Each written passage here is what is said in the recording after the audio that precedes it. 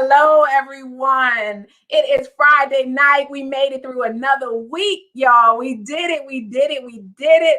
And you know what we do on Friday nights at 7 o'clock p.m. Eastern Standard Time. We have the doggone conversation in the conversation room. So hello, welcome to Conversations with Graciously Me. My name is Jamila Scott. I am the founder of Jamila Scott Enterprises, as well as the founder of the group Graciously Me. That is a women's empowerment group that I am the founder of, and also host of this wonderful show, Conversations with Graciously Me. Tonight, you all, we are talking about the importance of fathers being in the lives of their children.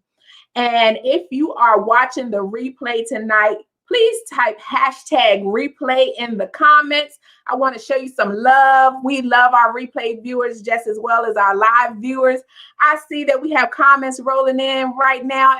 Everybody saying, hey, everybody. Hey, everybody. I miss you all. I really have. It looks like this week, it went by fast, but then I'm like, I miss my people. I haven't talked to them in a while.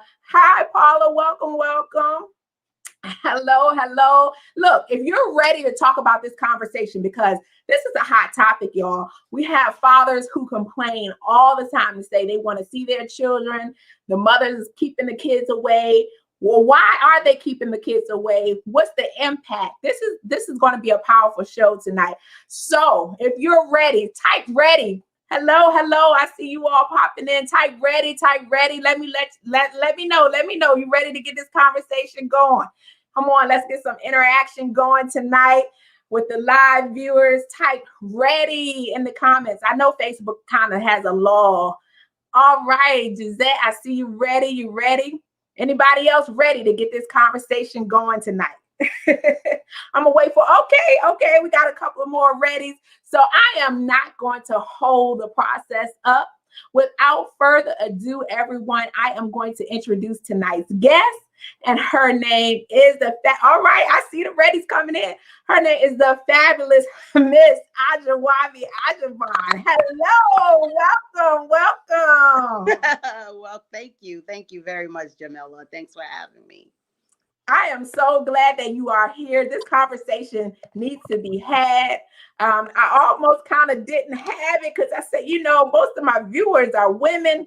They're going to be kind of hot a little bit, some of them. When we're talking to the men and showing them how to get their rights back. But it needs to be had. Fathers are important. They're an important part of our children's lives. And if they're doing the right thing and there's no harm, no other, nothing else is coming into play with it, they should be a part of their children's lives. So before I go too far, because I don't want to get too far ahead of myself, tell us a little bit about yourself. Tell us a little bit about who you are, what you do, some of the hurdles you've overcome. Let us know who you are. Okay, my name is Ajawai Ajavan, and thank you for pronouncing my name so well, because everybody stumbles over it. I am originally from Liberia, West Africa. I've been in this country for 40 years.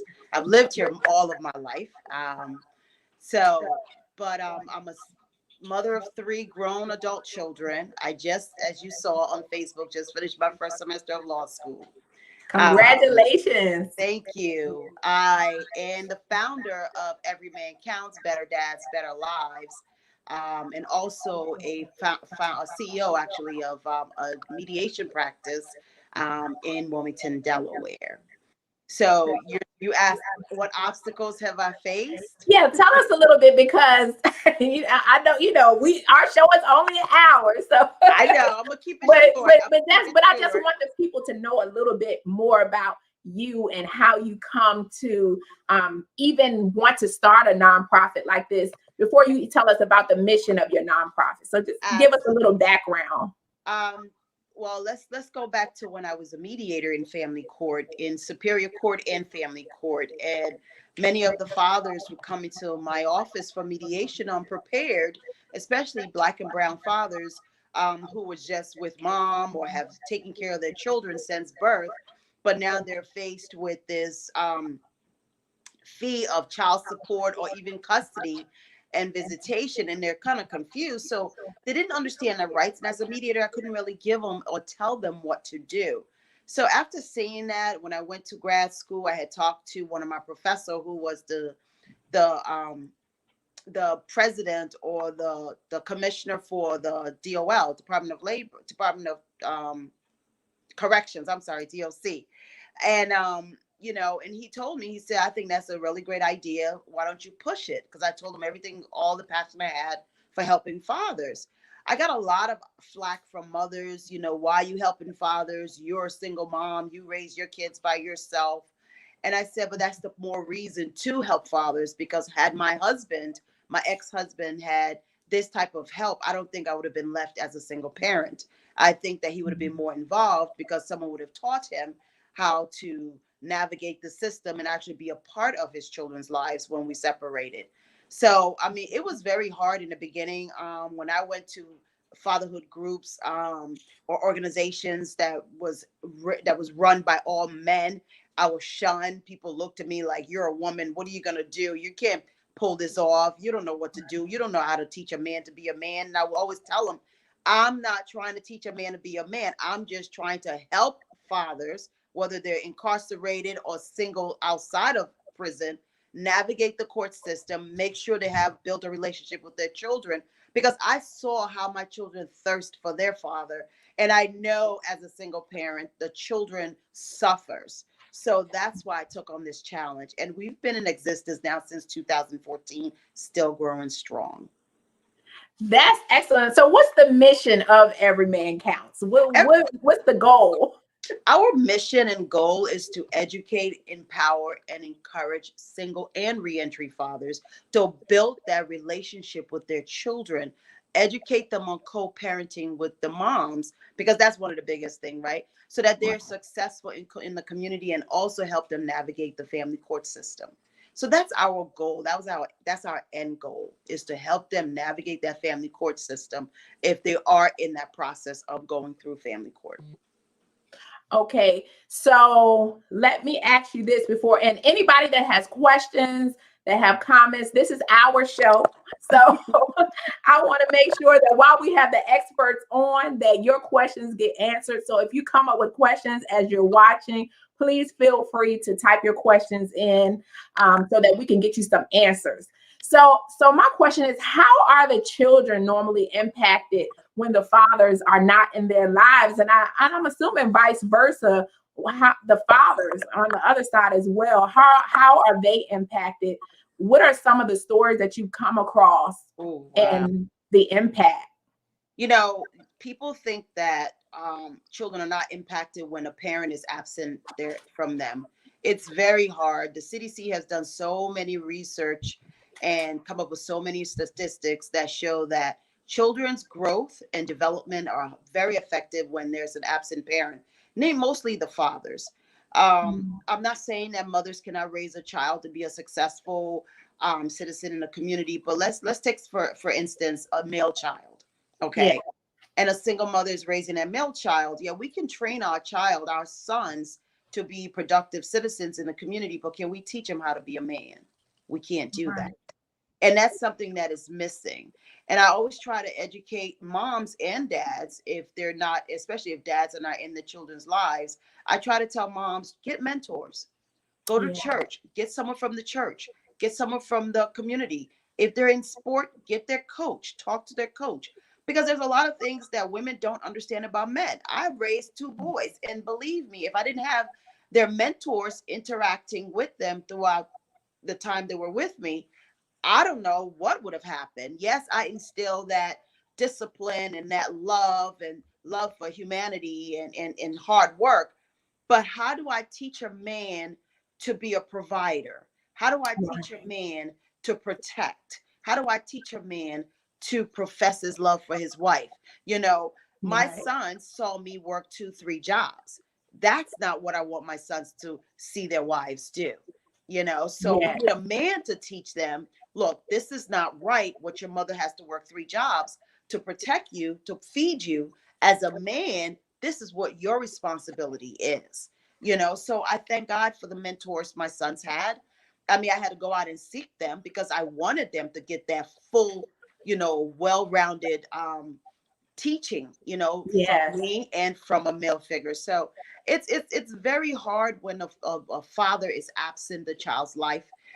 You look at the development, you look at the growth, how they interact as adults, their social behaviors, their economic status. You look at all that. I'm not saying that if a father's in a child's life, the child's going to grow up to be a multimillionaire or a college grad. But there's educational levels that goes with it, like training. Whether your father is 100% in your life or 5% in your life, he's in your life, right? Right. Because we have children where they don't see their father at all. They've never seen their father. Wow. And I had another client where um, we were trying to get his father to be in his life. His father lived right around the corner from him. He didn't even know that. All his life, Wow. his dad lived right around the corner from him. He would walk by him, speak to him, but he didn't know that was his dad. Mom never told him because mom was angry with the fact that he went to jail and he had all these other kids. So his mom was like, you know what? He has too many kids to worry about. He's not going to worry about you. But you really hurt the child, not the Right. parent. Yeah, and they seem to always, I know I probably would feel like there's always a piece missing Mm-hmm. that you don't know about, that you often would wonder about if you don't have that part, piece in your life, you Absolutely. know. So Absolutely. what about the fathers? When the fathers come to you and they're like, I need help, I want to see my child. How Oh, does that, I mean, tell us a little bit about the interactions you've had with the fathers who really want to be a part of their children's lives and just have yet to be able to do so. when a dad comes to me and say, I want to be my child's life, Jamela, my heart sings. My smile is from ear to ear because Yeah. it's like I'm proving to the world that there are good fathers out there. There are fathers who are really actively wanting to be in their children's lives. So they're just making my numbers look good, right? So we do Right. our 100% best to make sure that they are in their children's lives. So we develop programs. It's called parent engagement programs. So we have fathers that has never been in their child's life since birth, but now they want to be in their child's life because they see the importance of being in that child's life. So Yeah. we have several programs. We have Cooking Healthy with Dads, where we bring the fathers and their children together. Moms can come, but we want that interaction with dads. We want dads to sit there and communicate with the child. And they put together a project like cook a dish, make a dessert, so that's Cooking Healthy with Dads. Then we have our girls event where we have Daddy Does My Hair and Daddy and Oh, Daughter Tea Parties. So the daddy and daughter tea parties is really, really good because we teach them proper decorum. We teach them etiquette, how to sit down. The dad pulls the chair from under them, have them sit, and they push the chair in. They drink their tea. They have the little dessert, and we always have an etiquette coach that teaches them the proper way of addressing a young lady or addressing their mate. But I mean, it's something that it brings them together, right? And right. that's their bonding time. Daddy Does My Hair. We teach his fathers how to do two twist braids or how to put a messy ponytail up because we use dummies. We use mannequins because we try. Okay. Yeah, we're not gonna do that to the kids. We're not gonna do that to the kids.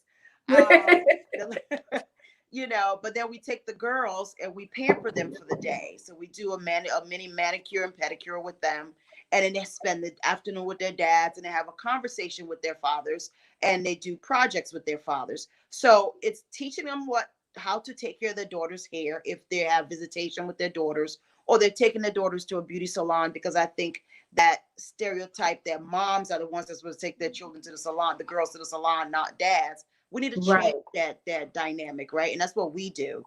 So, and then the last event that we normally have is fishing. So I like to fish. And there's so many fathers who has never went out and fished, ever held a fishing pole. And fishing is a bonding exercise that, you're sitting there, it's quiet, and you're communicating.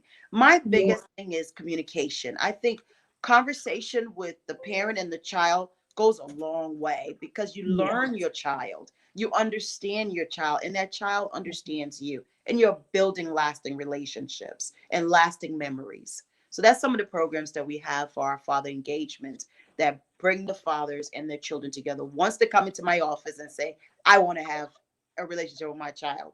But one question we do ask them, Jamila, are you asking to be a part of your children's life because you want to stop child support or reduce child support? And if that's your reason for doing that, then we do not take you as a client. I was going to ask about that. So the intentions have to be pure, because at the end of the day, the child has to be financially taken care of. Absolutely. So let me just see here. We have a comment that says, my son's father has not been involved in his life. When he decided to come around after he turned 18, his father talked down on me. My son told him, it's crazy how you talk so negative about my mom that took care of me, and she never one time has said anything or one thing bad about you. My son was upset with me because he said I lied to him about how sorry his father is. He is 20 now, and his father is nowhere to be found again. So what would you say to somebody that's experiencing something like that, who hasn't talked down about their father, who still obviously took care, did what she had to do to take care of the child, tried to, build some type of relationship, and they got the opposite response? What would you say to that? Kudos to mom for not talking bad about dad. You did a very good job, mom. Hold your head up, pat yourself on the back. That father has issues. Okay, that's not a father I would help in my community, in my environment, or in my organization, because he clearly has issues. When a child comes and see you at the age of 18, you don't talk about the mother. You don't talk about anything that doesn't negative that has helped raise the child. You try to get to know the child. You talk to the child about the child, especially at the age of 18. What's his interest? What sports does he play?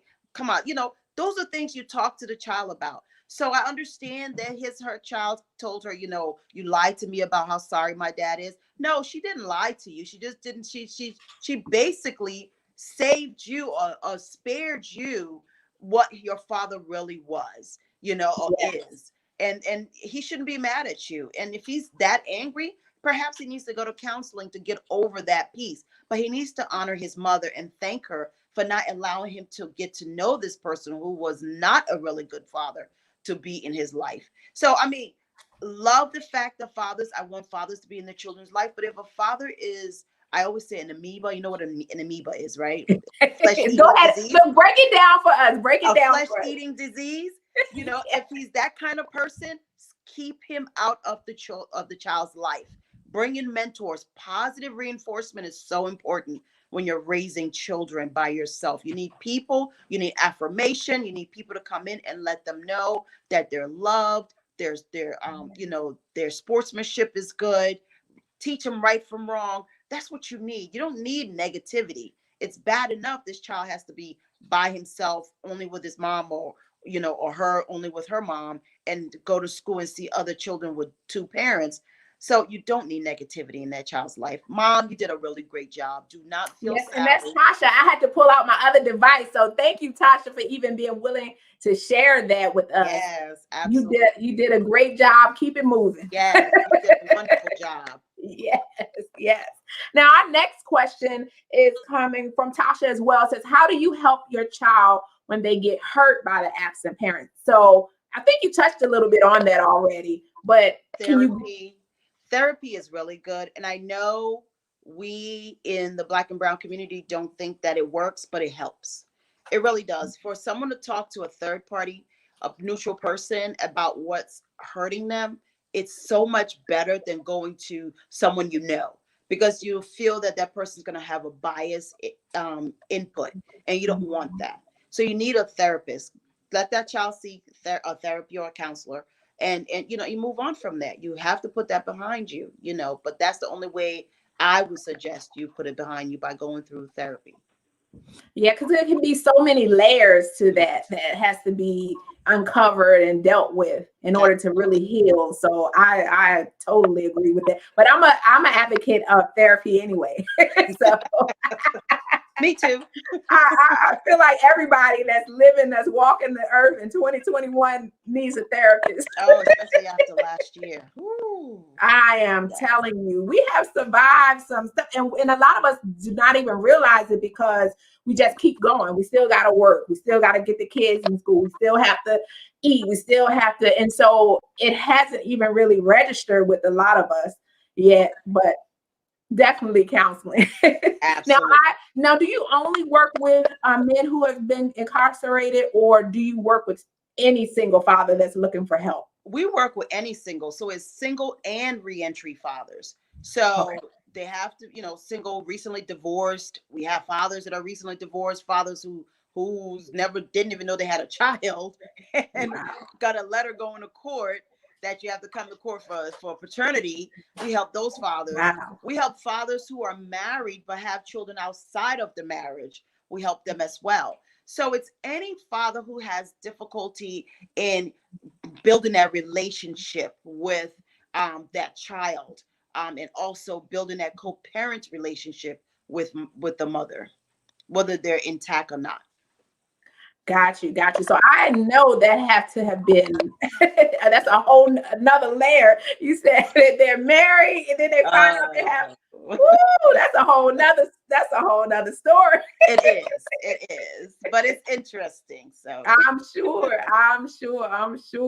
Now, what would you say to the mothers? Because some mothers really have legitimate reasons. Like, I'm not doing this. They're not seeing them. They're not. But what do you say? Have you ever tried to convince a mother or had to really speak to a mom and say, look, he doesn't hit them. He doesn't talk bad to what do you say to those mothers who really they don't have a really legitimate reason, but they just don't want to cooperate? they're hurt. Those Yes. mothers are hurt. They're hurt because one, he left her. Two, she still has feelings for him. So they're very hurt. And I've had many mothers that have come, I've invited to some of our events, and they've said it. I don't want him to be bothered with him. He was not good to me. But especially when the fathers have come to us and asked Wow. about the child's life. So we do co-parenting classes with both parents, mother and father. And we talk. I'm a mediator, so I navigate that conversation between the both parties so they can sit there and understand where the hurt is coming from. Because you have to talk about it. Yeah. It's you have to talk about the elephant in the room.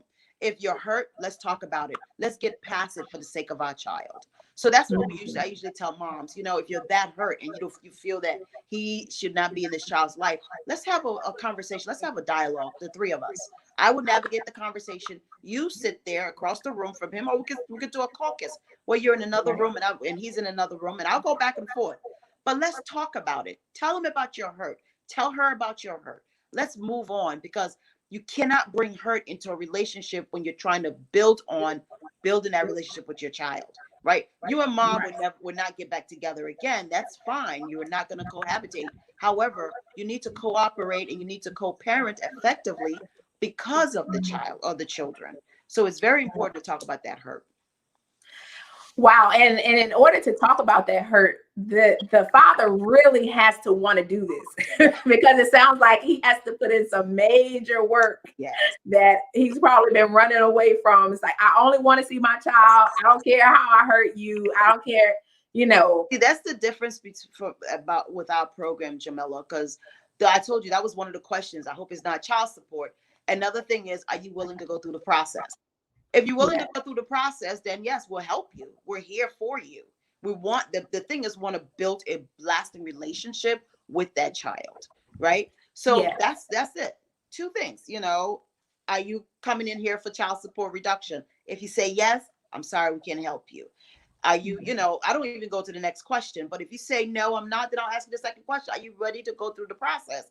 Now they ask me, what is the process? The process may entail co-parenting classes with mom. Are you willing to do that? Are you willing to sit across the table and talk about your hurt and her hurt? Are you willing to hear and be open-minded to what she has to say and accept it and accept your flaws as well as her, and those are the same things I tell mom. Once he says yes, then we contact mom and let her know the process. Some moms flat out refuse. So we just go ahead and focus on him just visiting, you know, if she, and filing the paperwork through courts. But some moms are like, yes, I'm ready, you know, and the joke is, I need a break too, right? Right, So some right. moms will say, yes, I'm ready. I'm ready to do it. I'll go through the process. They'll start the process.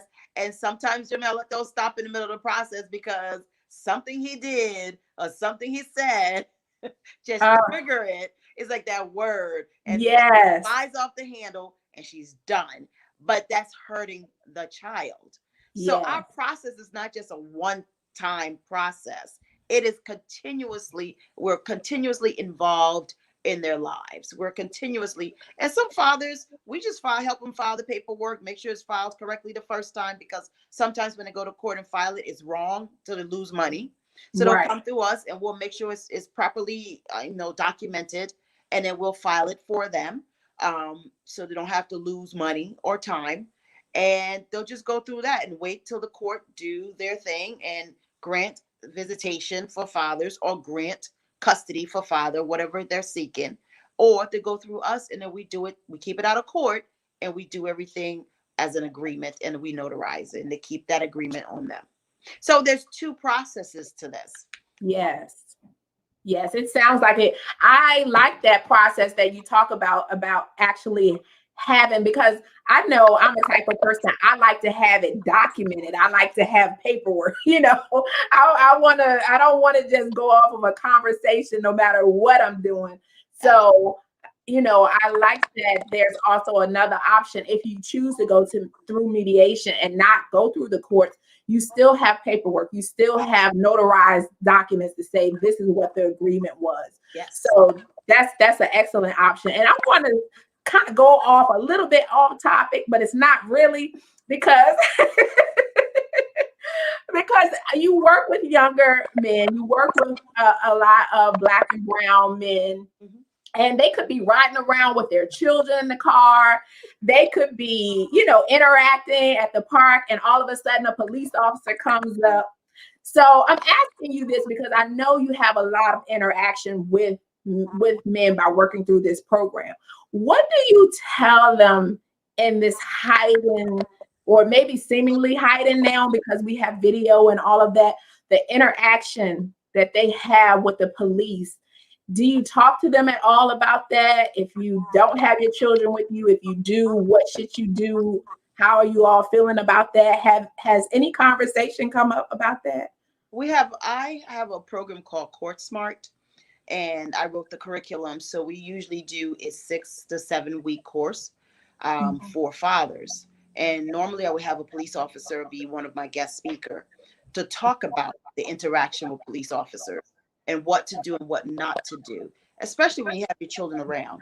You don't want to be beating on your chest and screaming, oh, I have the Right. power, whatever. You have to Right. be mindful. Your children are watching you, right? Right now, what's been going on in the United States with police brutality, it breaks my heart because, I had a conversation today with a Caucasian male that felt that the female police officer that shot the young man last Sunday was nervous. So she pulled up the wrong device. I said, Right. how can she be nervous when she's been on the force for over 20 years and she Yes. was training someone? I would understand if it was the trainee that was nervous and pulled up Right. the wrong weapon. Then I would say, okay, he was nervous. It was his first time. But this is a 20-year-old kid. How can you be nervous and you have a male person there with you? And he said, Right. well, it's, he had all these warrants. I said, that doesn't give her the right to kill him. Okay. Right. Warrants doesn't mean nothing. If you stop me for a tail light and I have a bench warrant that you have to arrest me on site, call for backup. Yes. Call for backup. I mean, I learned that from the police officers that speak at my event. Call for backup. Because first, you don't know what's going on. You don't know if that person is armed and dangerous based on the warrant. You have to call for backup. You're a female. That's one. Two, you don't pull out a taser. If you want him to get out the car, you tell him to get out the car, you step back. If he doesn't get out the car, you call back for backup. Don't Right. be so eager Yes. to flex your muscle. And I tell fathers all the time, because this is not my expertise as far as policing and telling them what to do when you're approached by the police, but from learning and listening to people who are experts that have spoken on these topics. Stand your ground. I understand right now it's very difficult because we're seeing videos where people who did stand their ground, Black and brown people, have been killed, maced, manhandled, beaten, just rude, right? Yes. So, but you got to still follow the law. I know people say, well, we followed the law and we've died. Well, we've got to continue to follow it until we can make those changes in the policing, and legislature can come in and say, you know what, let's try and reform these laws that governs the police department. Let's change, that's the only way. Like, I was looking at other countries like in Australia and France and in England. The police don't have guns. They don't walk around with guns. So you don't see a lot of police brutality as far as killing. Yeah, they may fight the pedestrians, but they're not killing them like here. Okay. Right. So, I mean, they have a baton, they're beating them up because their respect for police there is a little bit different than the respect for police here. Understand that. I'm not saying that I'm 100% back in the police, but there's lack of respect for the police officers here in this country is so blatantly. I mean, it's like people just don't respect police. So when you have someone who's using the police force, the organization, I'm going to say, quote unquote, the organization, the KKK, quote unquote, have been told, using the police department as ways of interacting and killing Black and brown people, you have to be very careful. You can't go there and flex your muscle because not everybody know the law. Right. People, I know my rights. I know my rights. What is your rights? Can you recite it to me? Yeah. Your rights are totally different. It may say something on the books, but your rights are totally different from a Black and brown person to a Caucasian person when you're stopped by police. I'm sorry. Yes.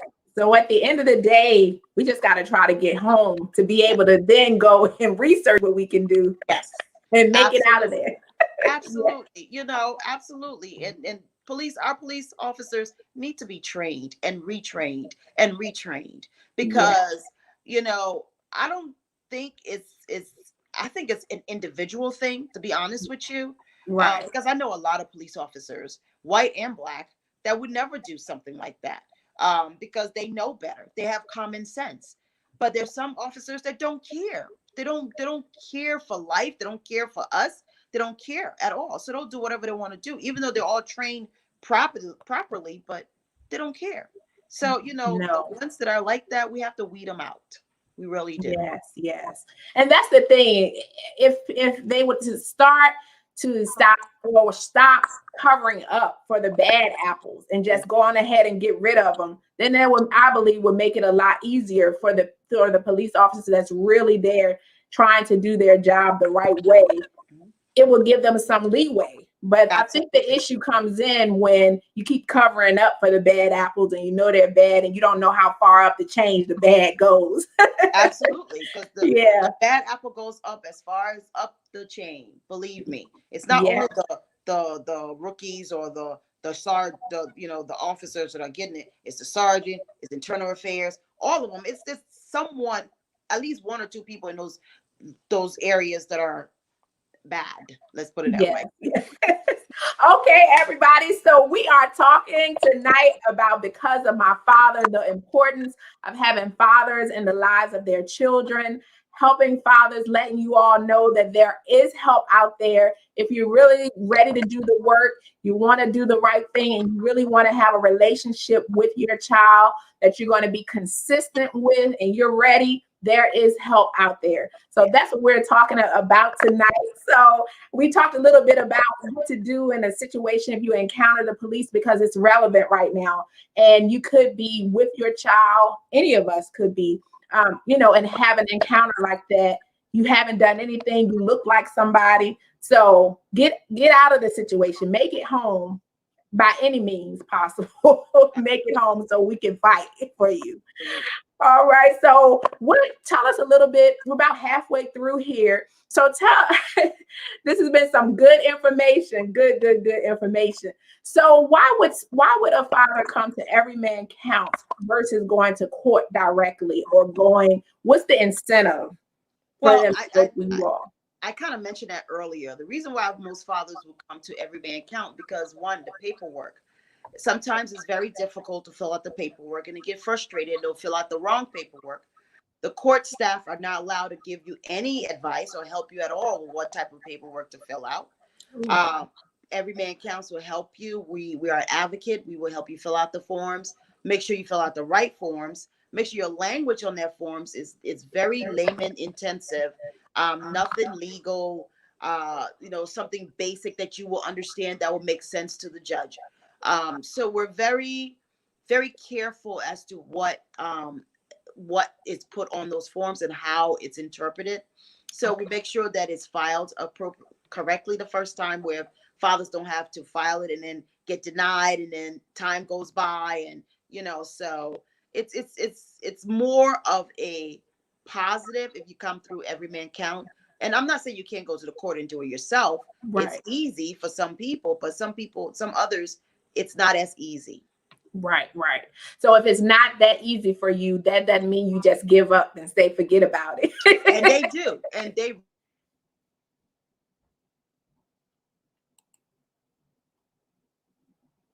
somebody's calling me. There you go. Yeah, you went mute on me for a moment. Yeah. Sometimes they say, forget about it. It's a hectic process. I don't want to be bothered. And I'm like, let's do this. Let's get this done. Let's put this together. Right. But, and there's some fathers that say, I'm going to do it, and they'll do it.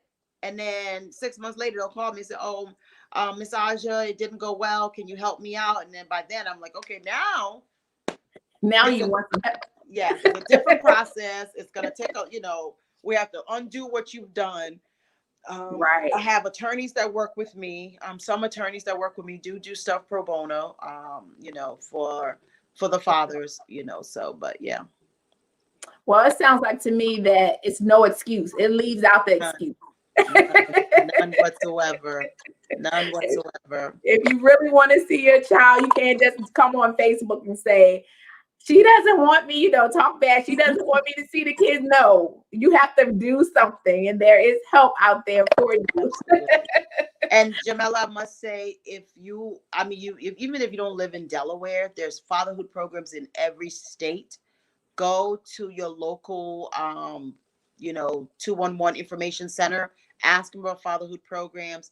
They will help. Some of them do exactly what we do, and some do even more. So, but get involved, dads. Get involved with these fatherhood programs. Be members of them. They will help you. They will educate you on what your rights and your responsibilities. And they will help you navigate and help you build that relationship. So if you don't live in Delaware, there's other programs all over the United States. Be a part of it.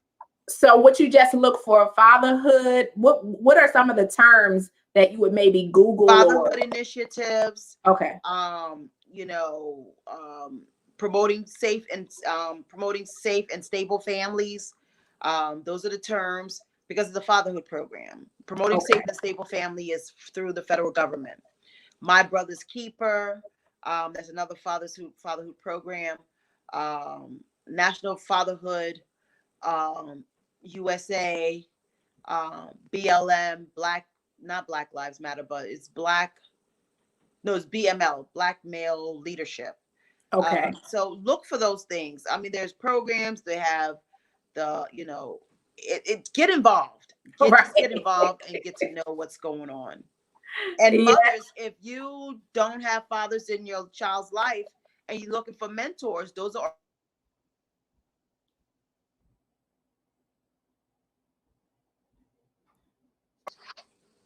okay. Say something for me. Ajawai, I believe you. Okay. Right. Good. It looks like Tasha said it's a beautiful thing what you're doing. It really is. Thank you. Because all the fathers aren't bad. All of them, we all make mistakes. We all, but that does not mean that they should be shunned for their entire process of their children growing up. Absolutely. So what if I'm here and I'm excited? I'm like, I didn't know you could do this. I thought you had to, already be an attorney to help people. What would you say to someone, or any tips that you could give someone that says, I want to start a nonprofit organization, or any, organizations, nonprofit, to be able to help? What would you suggest them do if they want to go about starting something like this in their area? First of all, we do have chapters. If you're looking to partner with us, we do have chapters in different states. That's awesome. But the first thing you want to do, if you want to open a fatherhood program, try and talk to your Chamber of Commerce in your area, and find out if there is a fatherhood program there, and do your research. See what's lacking. Get your numbers together. Do a statistical research where you want to see if that is something that is needed in your state or in your community before you go into it. No, we are not attorneys. We are mediators, and mediators, all we do is navigate. We're a neutral person that sits in the conversation room with the parties and help them navigate the conversation. We're also advocates. So as advocates, we are allowed to fill out your paperwork in a layman's term, not legally, but layman's term, because we need to make sure that the fathers understand their paperwork filing. So if we need an attorney, we do have attorneys. We have about 4 attorneys that work with us on a pro bono basis, and 2 judges that work with us on a pro bono basis. So they're retired judges. So we do have a good team. I have a wonderful board that is a mixture of, knowledge-based people that know their stuff. I'm not gonna cuss, but it sounds like your team is packed. Yes, I have a dynamic executive director. She is off the charts. So it's given me a lot of leeway to do other things for the organization, to open these new chapters in different states, because I have a great team. I have a wonderful, wonderful team. I'm telling you, I have a dynamite. I can't even stop talking about my executive director. She is the bomb. Yes, it's a she, but that's okay. You want to get something done, right? Yes, and she does it. She does it. We have Fatherhood Friday, where we do a Instagram post every Friday. We interview fathers and ask them about their interaction with their children. And my day is the 3rd Friday of every month, so I had it last Friday. But we all take turns, and she's getting all of the board members involved. Then we have Win on Wednesday, where we have one of the board members come out and talk about being a great father, and what makes father wonderful. And then we have Monday Love, where we have one of our other members talking about Monday achievement with fathers, how to approach women, how to treat your lady in your life. We're changing a lot about Every Man Counts. So we're not only focused on the fathers and their children, we're focused on the fathers in the daily life. How do you interact with the lady you're with now, to make sure you don't make that mistake that you made with your child's mother? You're trying to change it now. So that's awesome. So it sounds like you're working with the whole man, just not just one part. Yes. We need that. We need that. We need more of that. Absolutely. Because when he's done, he's going to be every man, and he is going to count. That's right. When he leaves your program, you're going to be able to vouch for him, right? Absolutely. So before we let you go, because you have given such great information. I know the replays that go back and hear this, are going to be shocked at all that you offer, all that your nonprofit offers, to be able to help men to be able to really be in their lives. And like you said, not just be in their children's lives, but to evolve as a man themselves. So what did I not touch on? I did not ask that you want us to know before I let you go. Well, nonprofit cannot run by itself. We need donations. I just went to a class 2 days ago saying that the CEO needs to stop funding we need to stop funding our own nonprofit. Wow. So this is something that I've done for the past years, and we do get donations, but again, as a nonprofit, we need donations, and all these programs that we're talking about is free of charge to our fathers. So your donations go a long way. I mean, it really does. We help fathers, and these judges and lawyers that help, they're doing pro bono, but that's a $5,000 retainer fee for these judges and attorneys that are helping. And with your donations, we're still able to give them something on behalf of our fathers for helping out. So I have your website up right now. Yes. Is this where they can go to actually make a donation? Absolutely. They can go there and make a donation. We take all credit cards. You can even send in a check. It is tax deductible. We will appreciate you. So if any large organization is listening, please, we're looking for partners. We do have partners, but COVID kind of slowed us down last year. We only did one of our events, which was our barbershop conversation, which was really good. It was standing room only. We had someone speaking on expungement. We had someone speaking on financial literacy, so that's what my barbershop conversation is mostly about. We bring people from the community, and we're in the community when we do those barbershop conversations. Yes. Prior to that, we had our closing out barbershop conversation in 2019 was televised, and it was huge. We had one of our attorneys that worked with us actually $5,000 free service to one of the fathers that was having issues. Yes. Wow. So that's where we're going, and we are growing. So if an organization is watching, we need partners. We need donations. All right, y'all. So you hear that. You can go ahead and get those donations flowing in. You can also follow Every Man Counts on Instagram at Every Man Counts. So when you go on Instagram, just type @ and Every Man Counts, and be sure that you follow on Instagram as well to see all of the good, juicy things that's happening. And also go on our Facebook group, please. It's Every Man Counts, Better Dads, Better Lives. Join the group. We have some great questions in there. You guys can follow through and just be a part of the dialogue that's in the group. Yes. And I will be sure to, after tonight's conversation, to go back to make sure the links are in the description so that they can easily find the groups and Instagram and all of that. They won't have to hunt for it. So, as well as the website to give donations. Thank you so much. Again, congratulations on kicking that first semester of law school. You did it, girl. You leveling up, and I love it. We always talk about leveling up at Graciously Me. So I'm so proud of you. That was a great accomplishment. I know you're going to go higher and higher. So thank you for taking the time to be with us tonight, because you could be doing anything else but being here. But we appreciate that, and we appreciate all of the nuggets that you drop, all of the information, letting us know that there is help out there. And mothers, lighten up a little bit. Please. Lighten up a little bit and let the kids see their father. Please. Yes, please. Hold on, hang out one moment for me in the green room, and we'll chat in just one moment.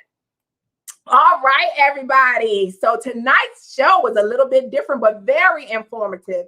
And so when we're leveling up, when we're working on ourselves, that may be a tough topic to talk about, especially when the person may not have done right, haven't treated you right, haven't been there. But sometimes a part of growth is going to doing the hard things, and letting your child's father in their lives again could be one of the hard things, but it'll also be one of the great things, hopefully, that letting them back into their lives where they can learn more, learn about the other side of their family, and learn things from the father that maybe you haven't been able to show them. And even if the interaction isn't as positive in the beginning, you can see, children grow up and they know mom tried. So don't let it be said by the children later on that you didn't try and that your father, my father wanted to be in my life, but you stopped him. And so don't do that. I just want to say that tonight's show is sponsored by Graciously Me Boutique Item of the Week. Now, Graciously Me has different divisions. We have Graciously Me Women's Empowerment Group. We have Conversations with Graciously Me. That's on Friday nights. And now we have Graciously Me Boutique. So our normalized winning tea is tonight's sponsor item of the week. So if you would stop at Shop Graciously Me sometime this weekend and get your normalized winning tea, because you definitely win. So you want to let everybody else know that you win. Now, let me check the comments because I don't want to. Tracy said this was very good. Yes, this was some good information. So on tonight, you guys, if you have enjoyed this conversation, please like the Conversations with Graciously Me Facebook page, subscribe to our YouTube channel, and ladies only, join the Facebook group Graciously Me. We have empowerment information every single day in that group. If you want to support the platform, go ahead and stop by our shop. Again, it's shopgraciouslyme.com. Or you just say, hey, I just want this platform to keep going. It's nothing I really need right now, but here, I just want to give. You can do that with the Cash App that's right at the bottom right. I appreciate everybody that has joined us tonight. I want you all to have a great, excellent, fabulous weekend. And in a world where you can be anything, always choose to be yourself, because no one, absolutely, positively, no one can do you like you do you. So have a great weekend, guys. I'll see you next Friday. Good night.